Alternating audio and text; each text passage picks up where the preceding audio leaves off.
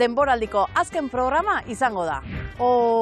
Ze pena! Baltzen ekiten gau batean, 3 eta 6 ametsen artean izaten ditugula. Nik ez dut bat bera ere gogoratzen. Eta amets Arzallusen zenbat bertso gogoratzen dituzu? Batzuk bai, baina bereziki hau. Ametsek ez du egin gaurko miraria. Baina zeri buruz da gaurko programa? Ametsez edo ametsi buruz? Gaurkoan, amets Arzallusen 25 urteko bertso ibilbidearen errepasoa egingo dugu. Amets bera elkarrizketatuz eta bere ibilbideko bertsoaldiak gogoratuz. Ongi etorri, amets Arzallusen hitzetik hortzerara. Aizu, baina irailean itzuli, Pospolu batek pizten badu lehen ditxa, gero bota sastraka eta zumitza,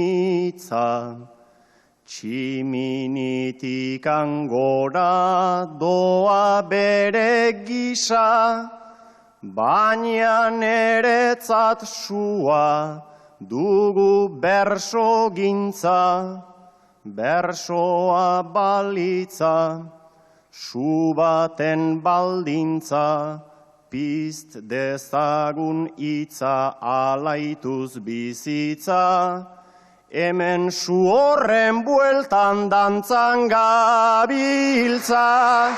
Hemen su horren bueltan dantzan gabiltza.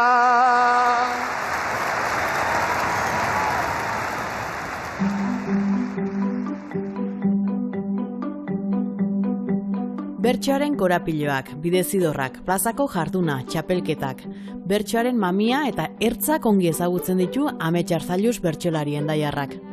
Umetatik bertxotan jolasean hasia, 25 urte daramatza bertsolaritzaren suaren bueltan dantzan. Herriz herri, plazaz plaza. Eta 25 urte hauen errepasoa egiteko elkartu gara amets Arzallusekin. Amets, senpereko larraldean jarri diguzu hitzordua, zergatik? Batetik, hau da iparraldeko bertsozale elkartearen egoitza, eta bertsozale elkartearen izateaz gain beste hainbat euskal kulturako erakunde eta mugimenduren aterpea izan dena. Eta orduan leku kutxuna dugu eta etxean bezala senditzen gara, eta alde hortatik Andoni Iturrioz etxe honen jabeari eskerrak zordizkiogu eta benetan bizitza eman digu. Amets Arzallus bertsori gabe uler liteke? Ez dakit, uste dut, gau batean amets bat baino gehiago sartzen direla, eta orduan bizitza batean euskal ozena sartu litezken, eta seguru beste zerbait ere izan nintekela. Oraindik ilusioz jasotzen dituzu plazetako deiak? Bai, ilusioa egiten dit egia esan deia jasotzen denean, hainbat hilabetetara izaten da, baina holako piztualdi bat izaten duzu eta pozten naizen benetan. Deia jasotzerakoan baita, gainera askotan gogoratzen naiz, holakotan Jose Agirre 80 urte pasata hiltzen, baina azkeneko egunera arte eta azkeneko arnasera arte eutsi zion bersotarako gogo eta plazarako irrika horri, eta iruditzen zait miresgarria, eta benetan azken ordura arte eustia jolaserako irrika horri zerbait eskatu albalitz, nik hori eskatuko nuke. Ongi iruditzen bazaizu, 25 urte hauen errepasoa egingo dugu gaur. Bai, osongi.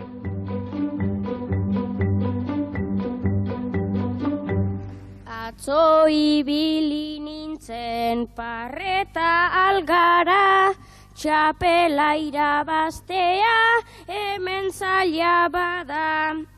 Gauzatxo bat agertu nahi dut orain ara, naizta ez irabazi, ai, ai, ai, ai, saiatuko gara.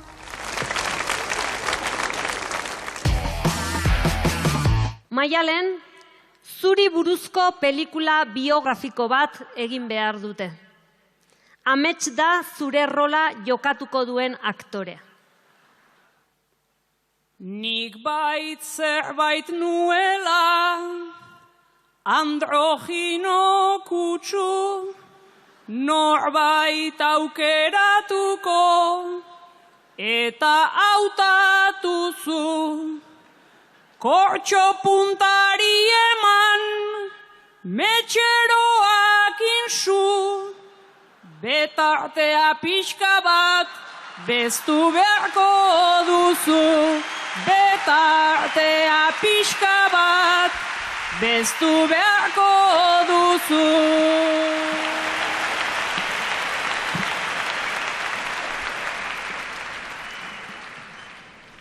Lasai ni ere banaiz, mira beltzekoa, ta hemen sentitzen naiz aski etxekoa. Errea egiteko zure antzekoa, naita hautatu naute ipagaldekoa. Naita hautatu naute ipagaldekoa.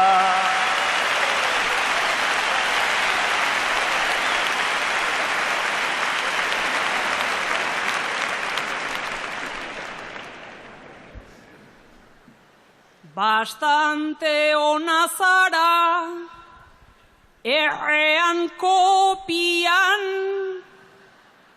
nere kolorerik ez, dezu bekokian. Burua nola jarri, pinta egokian, ilea dugu justu kontrako tokian. Ilea dugu justu kontrako tokian.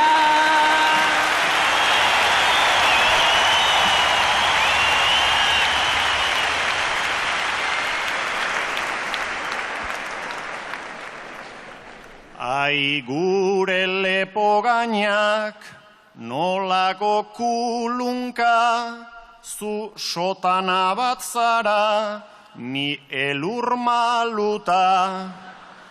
Kostako da berdintzen zuk daukazun luka, ez dakit nork egin behar didan bapeluka. Ez dakit nork egin behar didan bapeluka.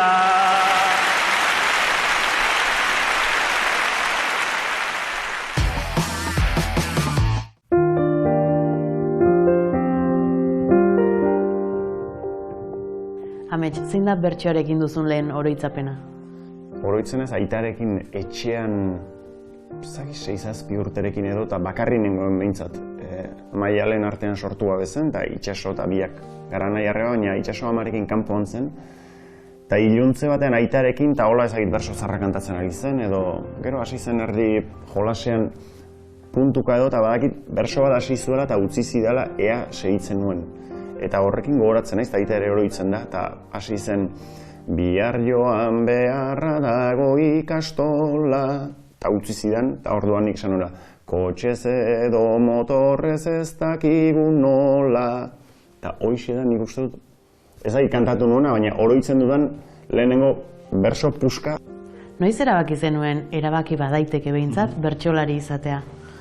Enuen nik egia esan erabaki bersolari izatea. Azkenean aita bersotan ibiltzen zen, eta bersotan ibiltzeaz gain berso eskolak ere berak zeramatzen, Hendaian eta Hendaia ingurutan, eta orduan oso umetatik berso eskolara joan ginen, aitari segika. Eta orduan ohartzerako ja hortan gemiltzan. Eta gero esango nuke pixkat 13-14 urterekin bersoa jolas bat izateaz gain pixkat hor kontzientzi bat hartzen duzunean, ez? Gauza batzuk, kezka batzuk, gure herria edo munduari buruzko gogoeta batzuk beste kontzientzi bat, eta bersoa hortarako zentzu bat baduela ere, hor uste dut hasi nintzela gehiago motibatzen, eta 87 izango zen Euskal Herriko finala hortaz oroitzen naiz han nengoen, eta adibidez Irazuz gogoratzen naiz, Irazu 87an, eta haren berso batzuk, eta haren kantakera, ahotsaren koloria esaten zuen, eta uste dut horrekin identifikatu nintzela. Gehiago, eta orduan, Irazu, Maialen, Jon, Unai, Igor, belaunaldi horrekin, horrek bai tira egin zidan, baina ordura arte ez nuen Nikolako tirarik. Jose Agirre izan da, miretsi izan duzun bertsolaritako bat. Jose Agirre miresten zuen haur horrentzat, gazte horrentzat, zer izan zen lehen aldiz berarekin kantatzea? Enaiz goratzen lehen aldiz noiz kantatu nuen berarekin. Behar bada 2000ko berso egunean kantatu nuen zehen makulu batzuekin nengoen, eta horitzen naiz, eta ustetan Jose Agirrerekin eta Jon Sarasuarekin puntuka ez ote nuen egin, baina nahiko galdua dut hori, baina bai goratzen naiz gero, egokitu zitzaidan, pixka kontrastea zen ere garai hartan, ez, adin diferentzia, eta beste gauza batzuan berba konexio bat, eta orduan berso bazkari, berso afari desente tokatu zitzaizkidan Jose Agirrerekin. Jose Agirre azkenean adin tarte hori izanagatik gero konexioa handia sortzen zuen gazteagoekin eta bere bizitzaz, bere bersotako ibilerez gauza asko kontatzen zizkigun, eta benetan izan zen batetik referentzi bat, maisu bat eta lagun bat bezala baita ere. Eta niretzat izan da, oroitzen naizenean egia esan hunkitzen naiz. Izan zen guretzako esku bat bideo honetan ibiltzen ikasteko izugarria. Lapiza edo plumarekin nik daukat komeri estua, lehenago gutxi ikasi nuan da bera daukat astua. Ikastolarik etzan garaian, 6 bat urtean eskolan, ala ere zuek aina jakiten izango dugu nahiko lan. Amak esan zidan jaiota bela, zinala negarrez hasi, eta ikastolan ibilita ere parrez ez dezu ikasi. Nik ikastolan irriparrerik nunbait ez nuen ikasi, negar egiten aztu nun behintzat, ta hori ere ez da gutxi. Sinistu zazu maizantu hontan, ni bertan entzun dedala, neska gazteak liatutzeko zerio gilea zerala.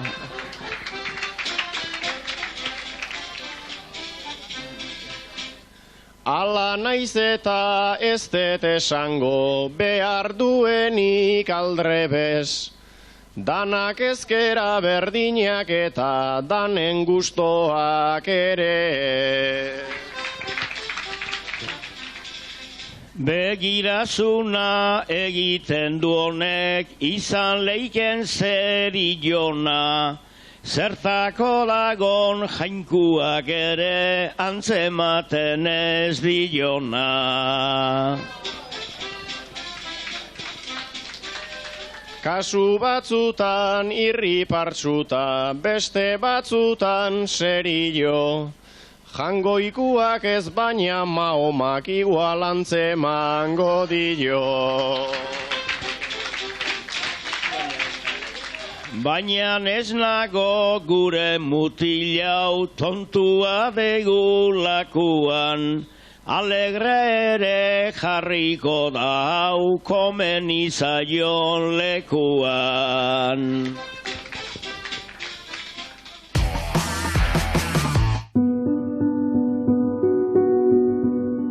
Bertsolaritzak zeate zabaldu dizkizu zuri? Euskal Herri euskalduna bersoen bidez ibili ahal izan dut, eta hori privilegio handi bat izan da. 25 urte betetzen dira urten, Nafarroako bertsolari txapelketa irabazi zenuenetik, 16 urte zenituen, Goizuetan, nola gogoratzen duzu egun hori? Oso oroitzapen berezia da niretzat. 16 urte nituen, ni uste inozentzia handia, horri esker, seguraski ere. Nik uste dut orduan egi esan behar dut, ez nengoen ni bereziki prestatua bersodarako, bersotan banen bilen, baina gerora behar bada serioago hartu ditut gauza batzuk, baina orduan nahiko instintiboki egiten dituen gauzak. Nik ez dut uste egun hartan, final hartan, nik irabazteko berso mailari momentu hartan baneukanik, baina seguraski batetik inozentziaren indar guzti hori, bestetik jolaserako grina bat izugarria, norbere buruen deskubrimentuak duen plazer kreatibo horretan lehenengo pausuak, orduan deus galtzekorik ez, eta uste dut kumulo horre guztiak egin zuela, egun hori bukatu zen bezala bukatzea, txapela jantzi nuen Goizuetan, eta oso oroitzapen berezia da. Gainera, 4 urte lehenago aitak Goizuetan jantzi zuen txapela, Nafarrokoa, orduan, bai txapel horri, bai herri horri badiotolako atxikimentu bat, Eta gainera, are gehiago borobiltzeko izan zen kasualidade bat eta zori bat gure familiaren historia bildu zuena, eta zen gure osaba preso zegoen orduan Santoñan, baina 20 urte zeramatzan preso, alegia nik ez nuen sekula osaba libre ezagutu, eta bezperan eskatu zuten. Orduan familiarentzat izan zen asteburu bat oso berezia. Nik beti esaten dut geroztik izan du suertea, beste txapel batzuk janzteko, edo Xilaban, edo Nafarrokoan, Euskal Herrikoan baita ere, baina Goizutako txapel hori da behar bat denetan bereziena niretzat. 20. urtea betetzear zela, osabak atzo utzi zuen kartzela. Jakin nere bizitzan lehen aldikotz dela, ene osaba aske ikusten dutela, eskaintza fidela dijoa horrela, aitatxok bezala ezin zen bestela, osabarentzako da nere txapela, osabarentzako da nere txapela.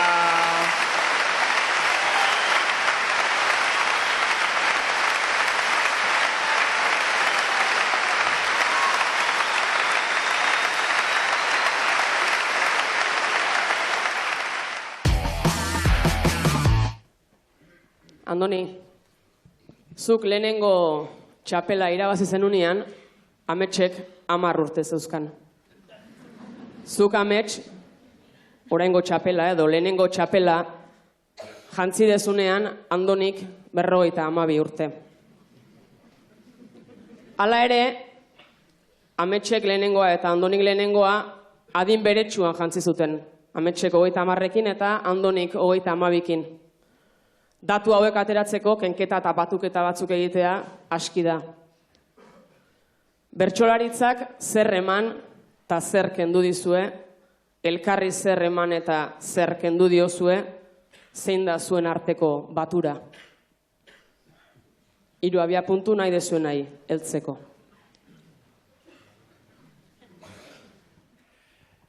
Berso munduan sartu nintzan behin, eneze atarra mendu, orduzkeroztik hori izan da, nere bizitza zimendu.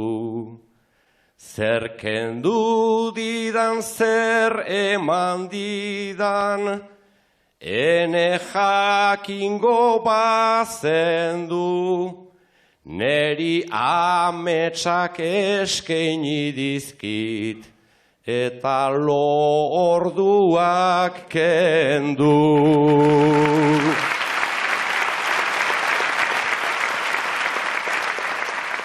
Bersoak eman izan dizkigu, errimak eta idea, bersoak lotzen nauen neurrian, egiten nau hain librea. Bersoak ia herri guztitan utzi dit adiskidea, ta batez ere korapiloak askaditzadan bidea.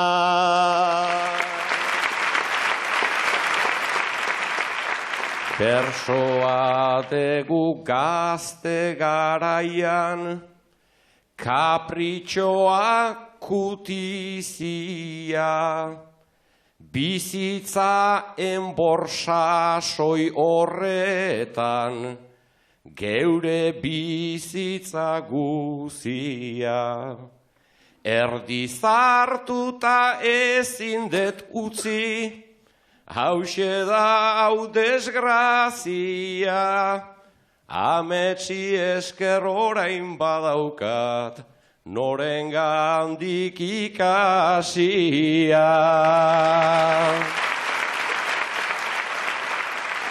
Ni aurra nintzen garaiaietan, zenbat grin ta zenbat estres. Ta Andoniren bersoen bila, anibiltzen nintzen espres. Orain bersoak erakutsi dit, hitzak kanporatzen errez, ta batez ere adiskidei, zer sinistu eta zer ez.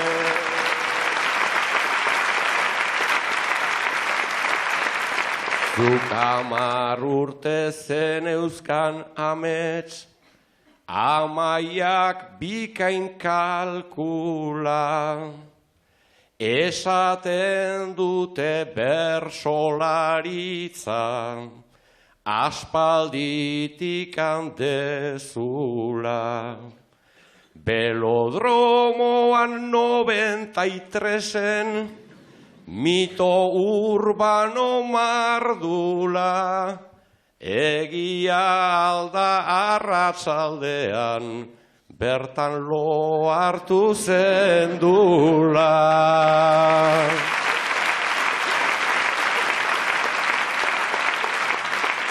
Ezin hasiko naiz gaur Leidorren sekretu denen kontari.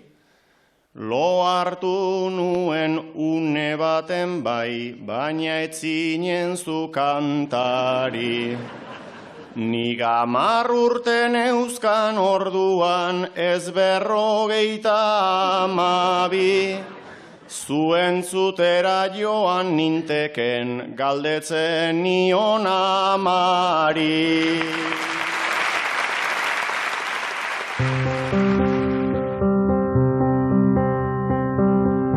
Bertxotan, ze helburu jartzen dizkiozu zure buruari? Bersoa pixkat ikusten dut 2 makuluren gainean, ez? Makulu bat da zer esana eta bestia nola esana. Beti 2 makulu horien gainean dabil bersoa. Egia da, nola esaten den matiz txiki batek zer esanari eragiten diola askotan. Eta horiei buruz hizketan pasa genezake egun guztia edo aste guztia. Pixkat sinpleago hartuta nik txikitan bersoa hartu nuen jolas bat bezala, hala eman zidaten ez, baina lotua dago jolas hori pixkat herri baten beharrei eta hizkuntza komunitate baten beharrei. Behar horiek eta kezka horiek dira nire bersoaren lehen gaia. Aldi berean bersoaren zer esana, nola esana, hori guztia da ondori gabeko putzu bat eta bukatzen ez den putzu bat. Eta saiatzen naiz hor sartzen eta hor pixkat bustitzen, orduan helburua bukatzen ez den bideo hontan ahalik eta urrunen iristea da, ahalik eta urrunen jakinda askotan norbere baitan dagoela bideo hori guztia. Eta zer eskaini nahi izaten diozu plazari? Egia esan behar baldin badizut askotan ez dakit. Ulertzen dut bersoa lehen aipatutako putzu edo sare horren guztiaren barruan, baina zer eskaini ez dakit, behar bada pentsatzen dut baneki zer eskaini nahi edo behar diodan enuke segituko. Nik uste dut bersoa etengabeko bilaketa bat dela, eta ez jakite hortan datzala bilaketa horren indarra eta misterio horren erakarmen guztia. Eta etengabeko bilaketa horretan galduta sentitu izan zara? Bai, sentitu izan ez galduta. Eta gero ezinean ere bai, egun batzutan eta bolada batzutan ere bai, tiraka hola harri bati ezin karriatuz bezala. Eta askotan bersoa joaten zara eta hortxe eskura egoten da, eta agian ez dut ikusten. Beste batzutan berriz joaten zara eta ustez aldarte txarrean gorputzaldi txarrarekin eta nekatuta, eta argia pizten zaizu ezakizu nondik. Zerutik begira daude Jose eta Manuel Mari, ziega zulotik entzuten beste euskaldun ugari. Musu bat iparraldeko berso eskolako aurrari lagundu nauten guziak olatz eta arreba bi, baina ni ez naiz hemen neuk sortu txean ari, aitarena den txapelau eskaintzen diot amari, aurra nintzela euskaraz erakutsi zidanari, aurra nintzela euskaraz erakutsi zidanari.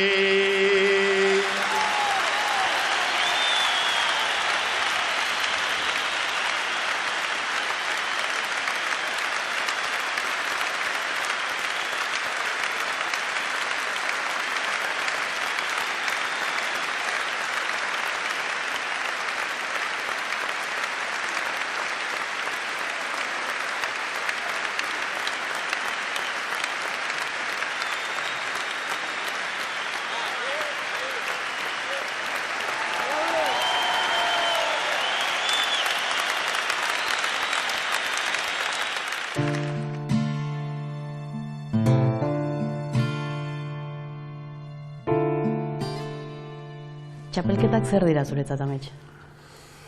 Txapelketak, estualdi handiak, egia esan gero eta estualdi handiagoak ja pixkat ibilbide bat duzunean eta hasierako inozentzi hori galdu duzunean txapelketak estutzen zaitu eta orduan holako ispilu bat da txukuntzeko, gero ezagik txukunago den edo ez den, zeren eta pixa aldatzen du berso moldea, baina bere trantze eta estualdi guzia barne saiatzen naiz kreatiboki ere produktiboa izan dadin eta egia da ematen duela grina bat pixkat urte osoko ibilian, bestera batera daramazuna eta behar bada zure burua behartzeko eta gauza batzuk probatzeko, bilatzeko, deskubritzeko hola kinka bat sortzen dizu eta kentzen dizu, baina ematen dizu baita ere.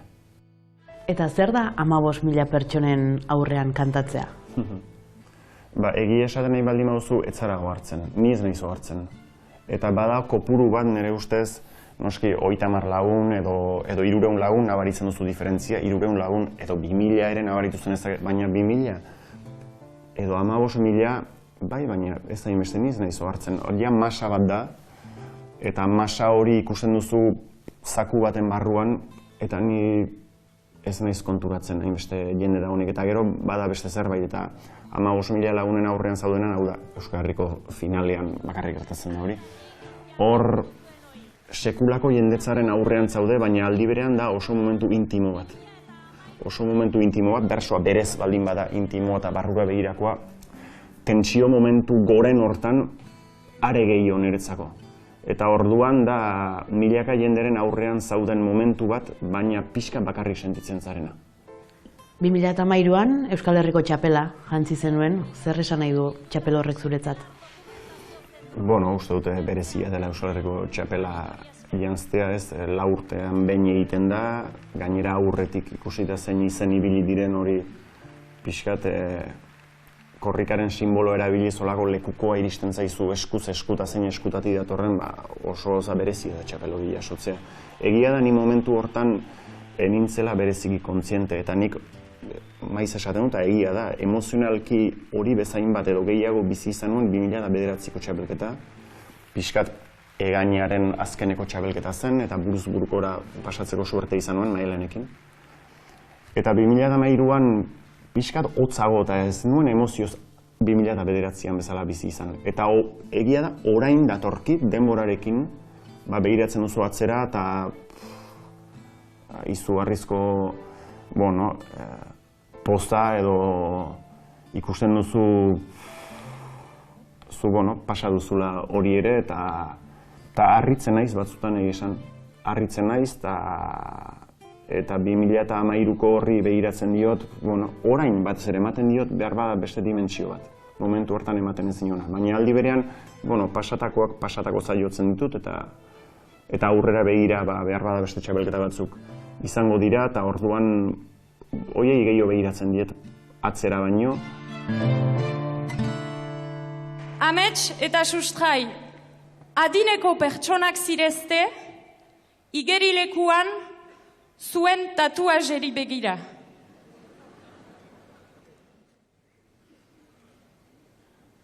Gaztaro urrun horretan, hiru lau horratz kolpetan, ezpata egin nuen besoan, arrain bat kopetan, aizkora bat arboletan, sugetxo bat odoletan. Ez dakizu ze problema eman didan kontroletan. Ez dakizu ze problema eman didan kontroletan.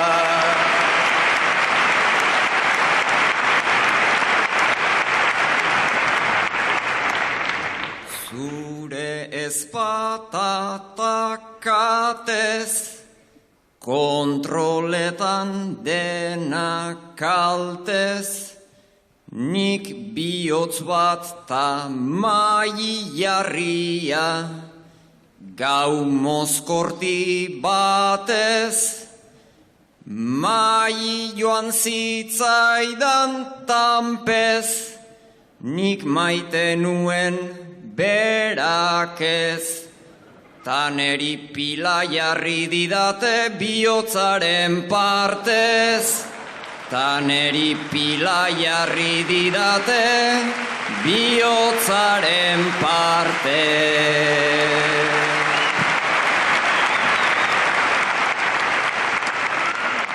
Ai bihotzean ze kalte, maitasun zar baten kate, mai idatzi zinuen beraz joan zitzaizun arte, orain tristurak atake, ez zaitek kezkatu bate, izen bereko neskalagun bat aurkizen ezake, izen bereko neskalagun bat aurkizen ezake.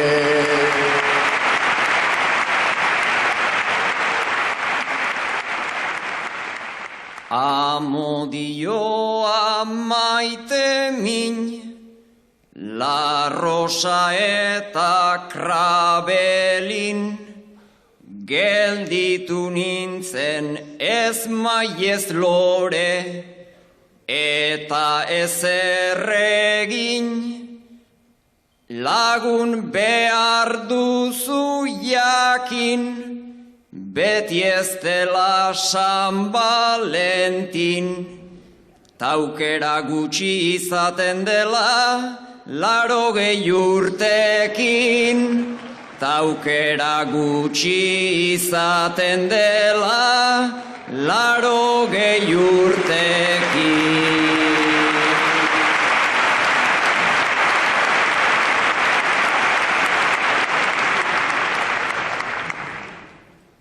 Zatoene begitara, kopetan arrain bat bada, belaun parean dordokatxo bat eta zenbat traba, izurdeak ere ara, eginta ezin ezaba, horiei plazer egitearren nator pizinara, horiei plazer egitearren nator pizinara.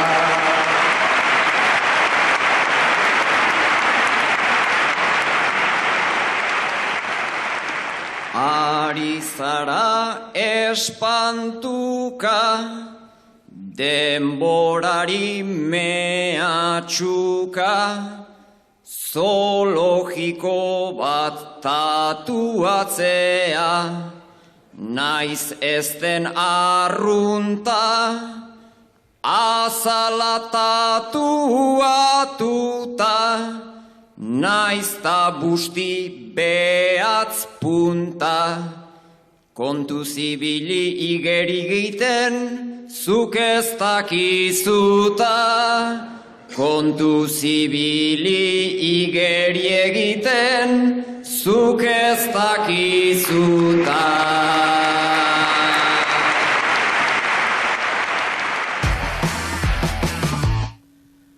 Zuek biok kazetaritza estudiatu zenuten, biok egiten dituzue kolaborazioak, biok probatu duzue gutxi asko telebista, irratia, zenbait aldizkarietan eta berrian zutabeak.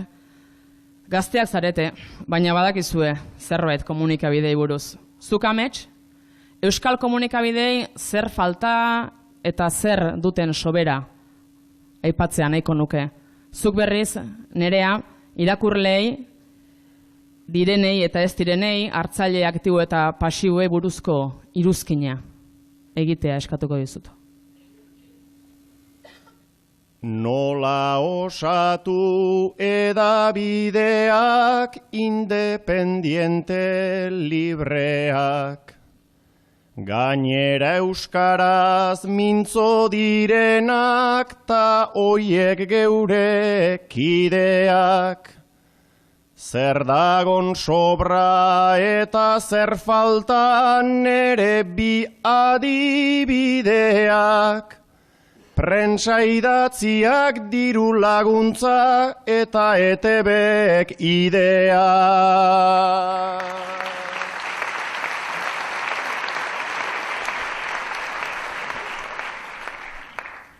Baina ETBri gauzak eskatzen ariote gara alperrik. Informazio ona nahi dugu, ez esamez, ez marmarrik. Eta txioak denak hain labur, berez ez du ezer txarrik. Baina askotan geratzen gara titularrekin bakarrik.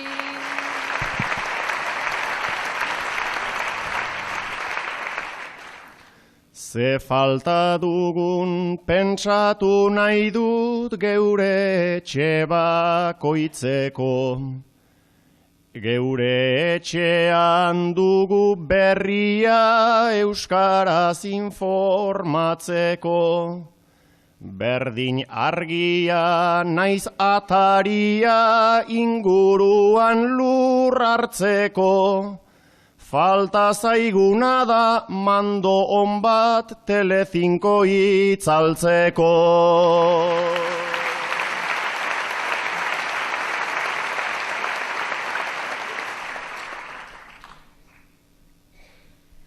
Naiz Telecinco nahiko genuken gure gandika partean. Euskal Herrian dira audientzia altuak gure artean. Estu lotuta gaudeta beti erdarazkoen katean. Igande oro badaramagu diario basko besapean.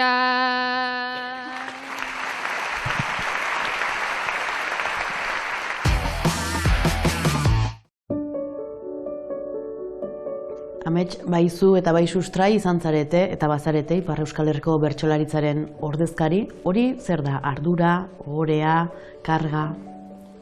Bai, nolabait hartzen duzu ardura hori, baina ez zait zama bezala egiten. Izatekotan, ilusio bat, hau bersoa oso askotan bakarkako bide bat da, baina bai da kolektibo baten parte eta egia da talde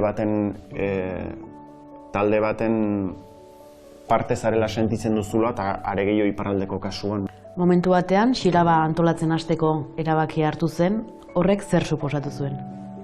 Uste dut, mugimendu desentea badagoela,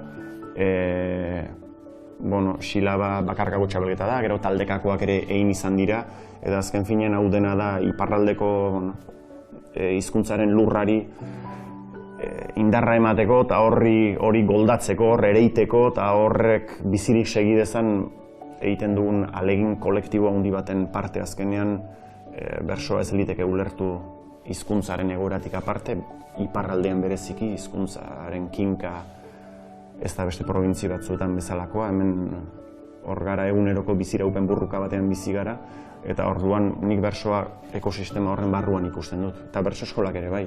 Eta silabak eta gure parte hartzeak baita ere horri loturik duaz.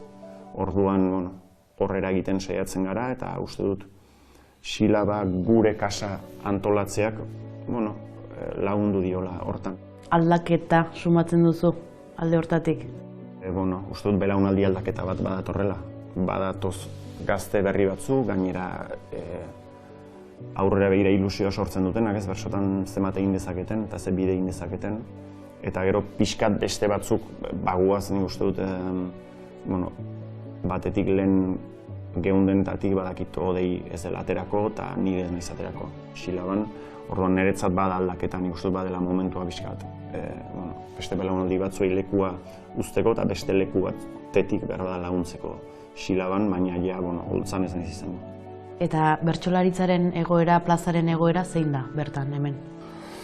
Ez daukat elementu zehatzegirik urte osoko analisi bat, datu base bat gehiago dira intuizioak nik plazan nabilenean ikusten dudanaren arabera, ez? Esan ezakena, baina nik egoera honean ikusten dut, niri tokatzen zaidana, urten ere izan ditut berso afari batzuk, saio batzuk, eta plazan ikusten dut jendea, adin guztietako jendea, eta gazteri ere bai, eta gazte belaunaldiak ere bai, eta lehen gu bersotan hasi ginenean hainbeste ikusten etzena. Orduan, bada nolabait transmisio bat, bersozalearen eremua ere pixka bat zabaltzen ari da, edo segitzen dio berso plazari, eta uste dut, inoiz baino plaza gehiago daudela iparraldean. Horrek ez du esan nahi, konparatuz beste lurralde batzuekin ez dira plaza asko, ez dira plaza aski, seguru aski, hizkuntzaren kinka honi pixka gogora tiratzeko, baina eusteko behintzat bada zerbait, eta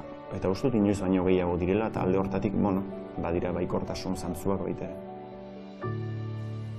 Laukoa ere ez da beti hain erresa, zeo zer esateak sortzen du estresa, ta doinu honeka ze bukatzeko presa, tartean bilatu behar zerbaiten sorpresa.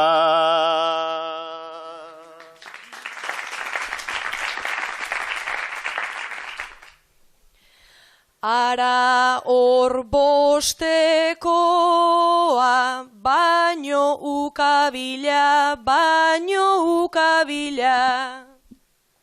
Ni erakusten enaiz izan hain abila, baina ezagutu ditut zenbait iskanbila, gaur egun persona da hotzan ta zurbila, lehengo ukabila berriz altxatu dadila, lehengo ukabila berriz altxatu dadila.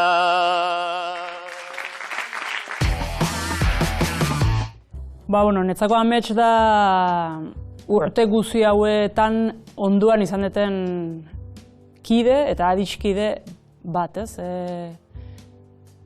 Lagun minean, bersoen bidez lagun izatera eta beste plano batera etorri den pertsona bat, niretzat. Eta bertsoi bilbidean nik uste izan gehala elkarren lekuko, elkarren konplize, elkarren laguntzaile, beste batzuekin batera noski, baina urte hauek ia pentsa ezinak zaizkit bera gabe, ez? Eta niretzat amets ezinbesteko bertsokide eta laguna da nire bizitza edo gure bizitza artistiko hontan, ez? Eta bersogintzaren garapenean eta bersogintzaren gaurkotzean eta bersogintzaren aldaketa eta gatazka guzietan oso elkarren ondoan eta elkarrekin ibili izan geha, ez? Beraz, niretzat ezinbesteko lekuko, konplize eta lagun min bada. Gaur egun, esan bezala bertxotatik aratago ez onatago datorrena, ez da? Eta nik uste eta ametsen bertso gintzan horrez gain edo batez ere plazako bertso gintzan izugarrizko ondarea eta alegina utzi duela eta uzten duela, ez? Beti delako inkonformista eta beti bere bilaketa kreatiboan dabilelako, hizkuntza lanketan gogoan daukat adibidez eta garaira dator nola kantatu zuen Israelen orduan ere txikizio handiari buruz. Orduan Ariel Sharon zen lehen ministroa Israelen eta hil zorian zegoen, iaia azkenetan. Eta gaia hor nunbait jarri zioten, eta horitzen ez hori hartzunen nola kantatu zituen 3 bakarkako bertso izugarri.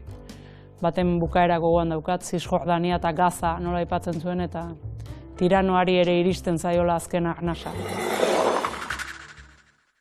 Esterminatu nahi izan duzu Palestinarren arraza, balkoitik hain da erraza, kolonoz bete nahi zenituen Zisjordania eta Gaza, Zisjordania eta Gaza.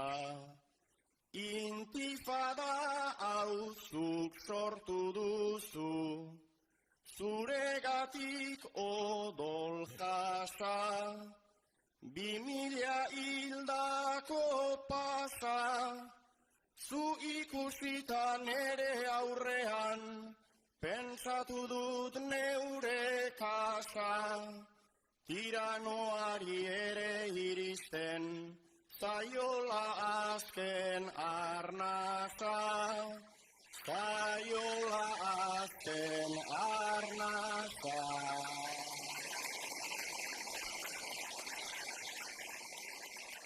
Korbatadunak ere badabiltz, inguru hontan pasaian, odol jario usaian, ministro batzuk atze horretan, beste hainbat hautagaian, beste hainbat hautagaian.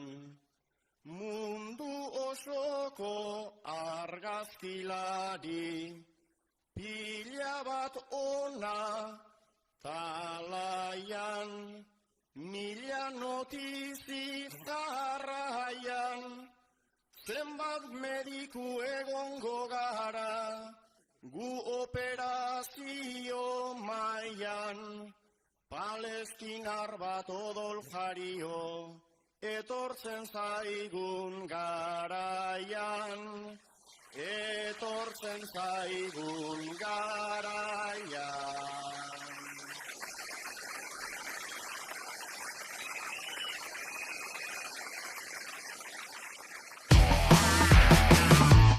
Begira nagoela niki hortarantza, Salvador ta biatleta hortxe triste antza, ta baten batek baldin baleuka zalantza, amets 3 horiek zertan dute antza.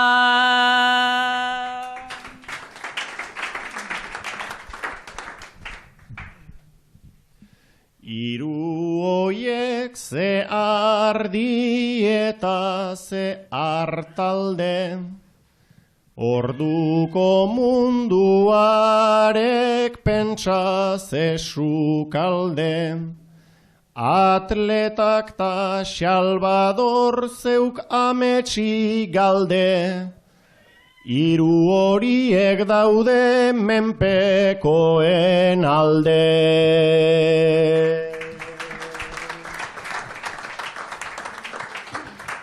Ez pentsa gaur mundua gauz simplea danik, ta kontra esan asko dakusat bertanik, eta guk gure hitzak euskaraz emanik, gu ere beltzak gera zuriak izanik.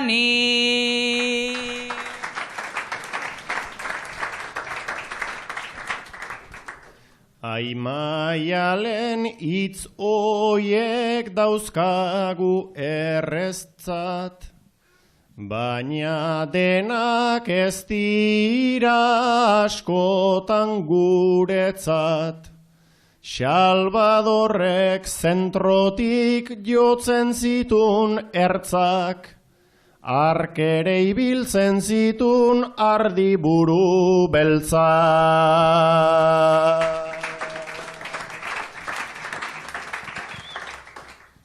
Gure hitzak bezala ardiak galduak, hizkuntzaren indarrak ondo apalduak, baina aldiz dirutan gabiltzu galduak, zapaltzailea gera eta zapalduak.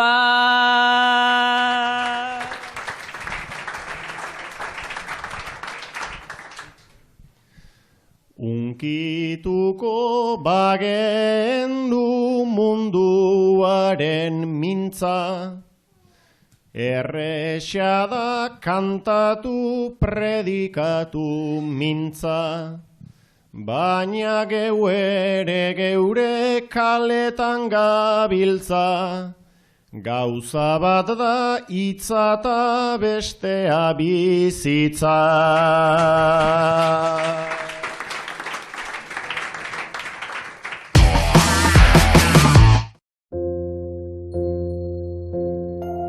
Kazetari bezala ere lan desberdinak egin dituzu, prentxan, irratian, telebistan, lan horiek zer eman dizute?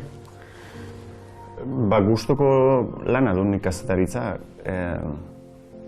Suertea izan nuen oso gaztetatik hasteko, bai egunkaria zen hartan, gero berrian, gero argian, irratian ere egin ditu gauza batzuk, eta ni maite dut kazetaritza. Azkenean, kazetaritzak nolazbait bersoak bezala behartzen zaitu inguru bati adi egotera, nolabait pentsatzera gai batzueri buruz eta gero pentsatu duzun hori formulatzera. Lan hori egia da bersotara pixka zentratu nintzenetik kazetaritza pixkat baztertu xea dutala. Euskara ere bada, askotan aipatu duzun gaia, korrikako mezua ere idatzi zenuen, eta ezakit gaur egun ikusten duzun euskaraz pentsatuko duen herri bat. Bai, pixkat korrikako mezu hartan aipatzen zenez, euskaraz, herri hau euskaraz pentsatuko dugu edo ez da izango, ez dela. Nik uste dut, ez dagoela hizkuntza baten erabilera bezalako kontzientzia politikorik, batez ere gure herri honi begira. Posible da, bizitzan zehar, euskara ama hizkuntza bilakatzea, euskaraz pentsatzen ikastea. Baina badaude ere mutxoak, askotan ez botereari lotuak, ez instituzionalak, euskaraz pentsatzen direnak. Baina goitik, herri hau pentsatzen dutenek ez dutela hainbeste euskaraz pentsatzen. Euskarari buruz zerbait pentsatzen dute. Batzuan pentsatzen dut, euskalduna izatea nekeza da, baina agian egun batean neke hori de nekatuko da eta guk hemen segituko dugu da, hori da esperantza. Ibrahima Balderekin Minan liburua idatzi zenuen. Pentsatzen zenuten ibilbide luze hau izango zuen ikan liburuak? Guk ez genuen pentsatzen hasieran liburu bat zenik ere. Hasieran hori zen Ibrahimaren asilo eskaera defenditzeko txosten bat, dosier bat. Gero liburu bihurtu zen, baina inondik ere ez genuen irudikatzen egin duen ibilbidea, oraindik ere hortxe segituko zigunik, da guk ere segituko genuenik historia hontaz hizketan. Uste dut zoritxarrez, aktualidadeak berak ere badaramala eskutik. Batzutan gero eta gehiago. Eta hori gogorra da ikusti ez. Aurrera begira, Amets Arzallusek non du begira da? Bersoen bidean ikusten dut. Nere burua eta hor nabil barru lanian, eta nere burua hausten eta ahalegintzen ilusioa dudalako. Uste dut bersoa ondorik gabeko putzu bat dela eta bukaerari gabekoa, eta orduan saiatzen zara, ondorik ez du, baina bazter batzu bat dituta zure bazterra aurkitzen, eta nik ikusten dut putzu horren bazterrean nere burua eta tarteka albaldin bada pixka bustitzen, eta jendea ere zipristintzen albaldin bada, uste dut herri honek eta hizkuntza komunitate honek eta inguratzen gaituen munduak eta bizitzak baduela pixkat. Busti, zipristin du eta aldatu beharra. Amets Arzallus, bertsoaren bide horretan, hitzetik hortzera ondoan izango duzu. Eskerrik asko, solasaldi honengatik. Bai, mila esker zuei.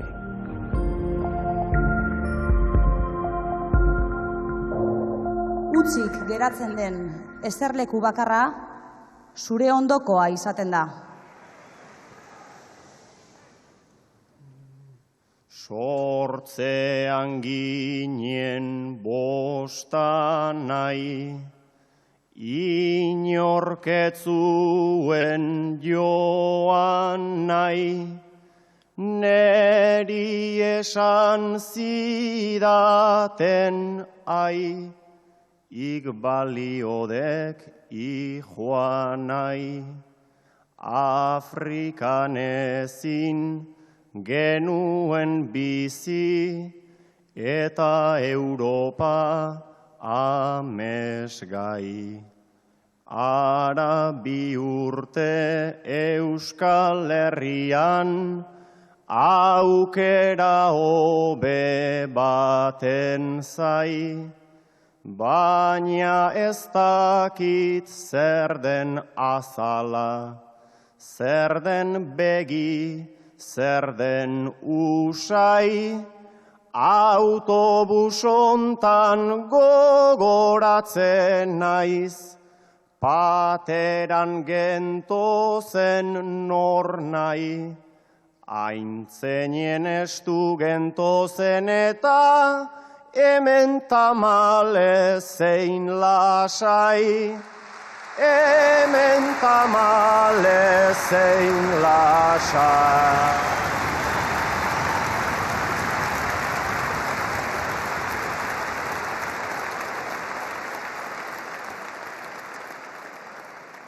Ta bakardade sakona, ikez ez nauk abandona, koranari jaramona, ta irakurtzen dut Mahoma.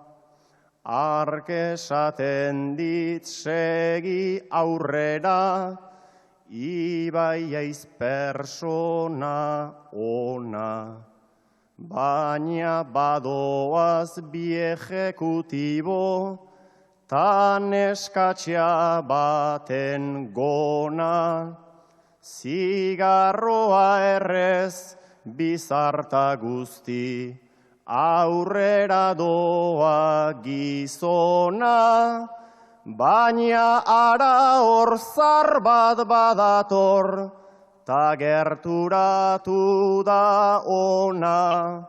Lehenengoa zuzera eta eskerrik asko amona, eskerrik asko amona.